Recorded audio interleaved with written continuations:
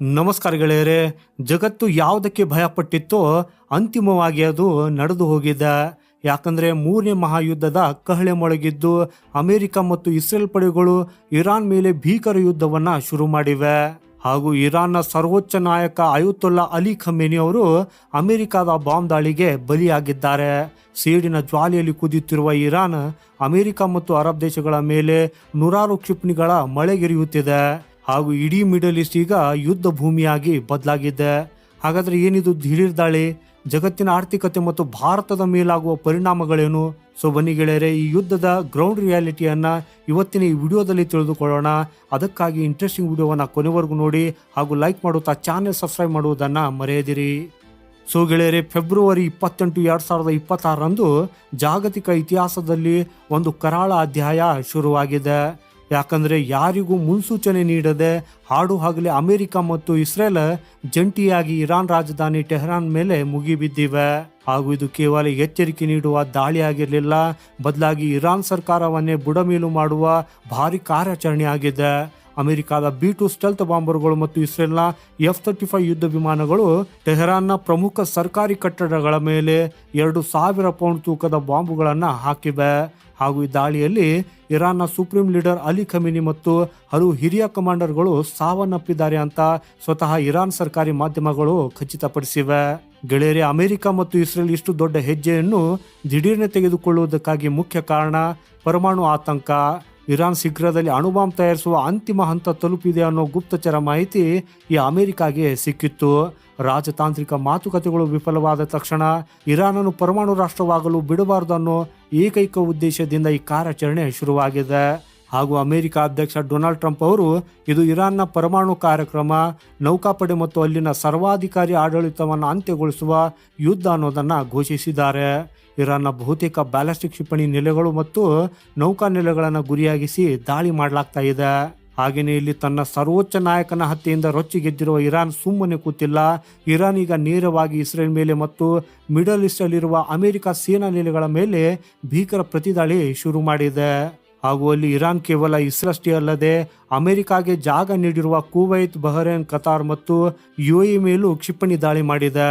ಹಾಗೆಯೇ ಕುವೈತ್ನಲ್ಲಿರುವ ಅಮೆರಿಕ ಸೇನಾ ನೆಲೆಯ ಮೇಲೆ ನಡೆದ ದಾಳಿಯಲ್ಲಿ ಈಗಾಗಲೇ 3 ಅಮೆರಿಕನ್ ಸೈನಿಕರು ಮೃತಪಟ್ಟಿದ್ದಾರೆ ಅಂತ ಪೆಂಟಗನ್ ಖಚಿತಪಡಿಸಿದೆ. ಬಹ್ರೇನ್ನಲ್ಲಿರುವ ಅಮೆರಿಕದ ನೌಕಾಪಡೆಯ 5th ಫ್ಲೀಟ್ ಹೆಡ್ ಕ್ವಾರ್ಟರ್ಸ್ ಮೇಲೂ ಇರಾನ್ ಡ್ರೋನ್ ದಾಳಿ ಮಾಡಿದೆ. ಹಾಗೆಯೇ ಇಲ್ಲಿ ಇಸ್ರೇಲ್ನಲ್ಲಿ ಸಾವು ನೋವು ಬಗ್ಗೆ ಮಾತಾಡುವುದಾದರೆ ಇರಾನ್ನ ಕ್ಷಿಪಣಿಗಳು ಇಸ್ರೇಲ್ನ ಟೆಲ್ ಅವೀವ್ ಮತ್ತು ಜೆರೂಸಲೆಂಗೂ ಅಪ್ಪಳಿಸಿವೆ. ಕಟ್ಟಡಗಳು ಧ್ವಂಸವಾಗಿವೆ, ಹಲವರು ಪ್ರಾಣವನ್ನು ಕೂಡ ಕಳೆದುಕೊಂಡಿದ್ದಾರೆ. ಹಾಗೂ ಇಲ್ಲಿ ಪರಿಸ್ಥಿತಿ ಎಷ್ಟು ವಿಕೋಪಕ್ಕೆ ಹೋಗಿದೆ ಅಂದರೆ ಕೇವಲ ಯುದ್ಧ ಭೂಮಿ ಅಷ್ಟೇ ಅಲ್ಲದೆ ದುಬೈನಂತಹ ವಾಣಿಜ್ಯ ನಗರಗಳ ಮೇಲೂ ದಾಳಿಯ ಬಿಸಿ ತಟ್ಟಿದೆ. ಹಾಗೂ ಇದು ಸಂಪೂರ್ಣವಾಗಿ ಔಟ್ ಆಫ್ ಕಂಟ್ರೋಲ್ ಆಗಿರುವ ಯುದ್ಧವಾಗಿ ಮಾರ್ಪಟ್ಟಿದೆ. ಗೆಳೆಯರೇ, ಈ ಯುದ್ಧ ಕೇವಲ ಆ ದೇಶಗಳಿಗೆ ಮಾತ್ರ ಸೀಮಿತವಾಗಿಲ್ಲ, ಇದರ ಬಿಸಿ ಭಾರತವು ಸೇರಿದಂತೆ ಇಡೀ ಜಗತ್ತಿಗೆ ತಟ್ಟಲಾರಂಭಿಸಿದೆ. ಯುದ್ಧದ ಸುದ್ದಿ ಹೊರಬಳ್ತಾ ಇದ್ದಂತೆ ಜಾಗತಿಕ ಷೇರು ಮಾರುಕಟ್ಟೆಗಳು ಪಾತಾಳಕ್ಕೆ ಕುಸಿದಿವೆ. ಹೂಡಿಕೆದಾರರು ಭಯಭೀತರಾಗಿದ್ದಾರೆ. ಇತಿಹಾಸದಲ್ಲಿ ಮೊದಲ ಬಾರಿಗೆ ಚಿನ್ನದ ಬೆಲೆ ಭಾರಿ ಜಿಗಿತ ಕಂಡಿದೆ. ಇದರ ಜೊತೆಗೆ ಯುದ್ಧವು ಹಾರ್ಮುಜ್ ಜಲಸಂಧಿಗೆ ಅಂದರೆ ಸ್ಟ್ರೇಟ್ ಆಫ್ ಹಾರ್ಮುಜ್ ವ್ಯಾಪಿಸುವ ಆತಂಕವಿರುವುದರಿಂದ ಕಚ್ಚಾ ತೈಲದ ಬೆಲೆಗಳು ಗಗನಕ್ಕೇರ್ತಾ ಇವೆ.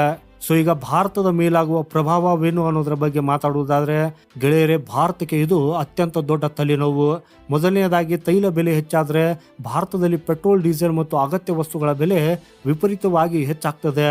ಎರಡನೇ ಮತ್ತು ಅತಿ ದೊಡ್ಡ ಆತಂಕವೆಂದರೆ ಗಲ್ಫ್ ದೇಶಗಳಲ್ಲಿ ಅಂದರೆ ದುಬೈ, ಕತಾರ್, ಕುವೈತ್, ಬಹ್ರೇನ್ ಸುಮಾರು 80 ಲಕ್ಷಕ್ಕೂ ಹೆಚ್ಚು ಭಾರತೀಯರು ವಾಸಿಸುತ್ತಿದ್ದಾರೆ. ಈಗ ಇರಾನ್ ಆ ದೇಶಗಳ ಮೇಲೆ ಕ್ಷಿಪಣಿ ದಾಳಿ ಮಾಡ್ತಾ ಇರುವುದರಿಂದ ಅಲ್ಲಿರುವ ನಮ್ಮ ಭಾರತೀಯರ ಜೀವಕ್ಕೆ ನೇರ ಅಪಾಯ ಎದುರಾಗಿದೆ. ಅವರನ್ನು ಸುರಕ್ಷಿತವಾಗಿ ಭಾರತಕ್ಕೆ ಕರೆತರುವುದು ಸರ್ಕಾರದ ಮುಂದಿರುವ ಅತಿ ದೊಡ್ಡ ಸವಾಲಾಗಿದೆ. ಹಾಗೆ ನೋಡಿದರೆ ಗೆಳೆಯರೆ, ಯುದ್ಧ ಇಲ್ಲಿಗೆ ನಿಲ್ಲುವ ಲಕ್ಷಣಗಳು ಕಾಣ್ತಾ ಇಲ್ಲ.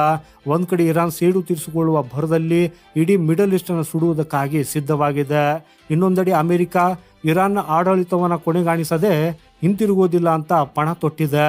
ಬ್ರಿಟನ್, ಫ್ರಾನ್ಸ್ ಮತ್ತು ಜರ್ಮನಿ ದೇಶಗಳು ಅಮೆರಿಕಾಗೆ ಬೆಂಬಲವನ್ನು ಸೂಚಿಸಿವೆ.